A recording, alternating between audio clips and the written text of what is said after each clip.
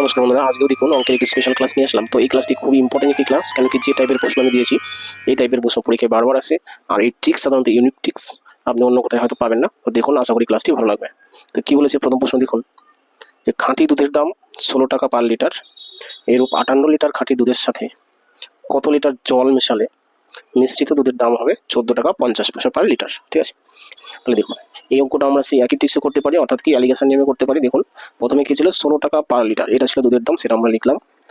যেহেতু খাঁটি দুধ, তাহলে সেই সময় জল ছিল না, কিন্তু আমরা ধরে নিব যে জল এর দাম 0 টাকা। এখানে লিখবো আমি জলের দাম, এখানে লিখবো খাঁটি দুধের দাম। ঠিক আছে, সেটা আমি লিখলাম না, জাস্ট সংখ্যা দুটোই লিখলাম। ঠিক আছে, তাহলে খাঁটি দুধের দাম পার লিটারে 16 টাকা, আর সেই অবস্থাতে জল ছিল না, তাই জলের দাম আমি 0 টাকা ধরলাম। হলো, আর এইবার মিশ্রিত দুধটা বিক্রি করবে কত করে, 14.5 টাকা। সেটা আমরা মিডিল সাইডে লিখবো 14.5 টাকা, বাস।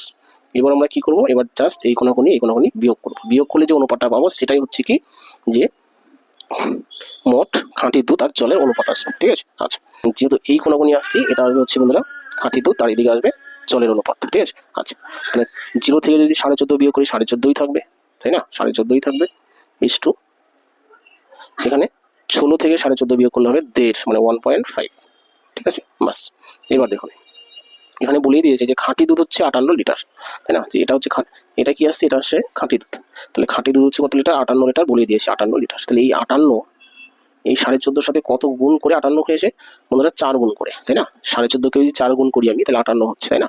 করে দেখুন 14.5 একে কত গুণ করে, 4 গুণ করে, 4 5 20, 0 হাতে 2, 4 14 56 দিয়ে 58, তাই না। অর্থাৎ আমরা কি পেলাম, এই 14.5কে 4 দিয়ে গুণ করে 58 হয়েছে, এই 58 লিটার, তাই না। তাহলে সেই 4 দিয়ে আমরা কি করবো, 1.5কে গুণ করবো, তাহলে কি পাবো, জলের পরিমাণ পেয়ে যাবো। ঠিক আছে, তাহলে 4 1.5 কত হচ্ছে, 4 5 20, 0, 4 4 হাতের দিয়ে 6, 1 ঘটাকে 10, অর্থাৎ কি 6 লিটার, তাই না, 6.0, তার মানে কি শুধু 6 লিটার। তো অপশন নাম্বার সি হচ্ছে বন্ধুরা উত্তর। ঠিক আছে, এই হলো বন্ধুরা 1 নম্বর অঙ্ক। তো আশা করি বুঝে থাকবেন অঙ্কটি। এরপরে চলে আসি 2 নম্বর অঙ্কে। দেখুন এটা হলো বন্ধুরা 2 নম্বর প্রশ্ন। এটা কি বলেছে, যে 60 গ্রাম চিনি দ্রবণে 30% চিনি আসে, ওই দ্রবণে আর কত গ্রাম চিনি মেশালে নতুন দ্রবণে চিনি হবে 40%। তো এই প্রশ্নটা আমরা সেই অ্যালিগেশন পদ্ধতি করতে পারি।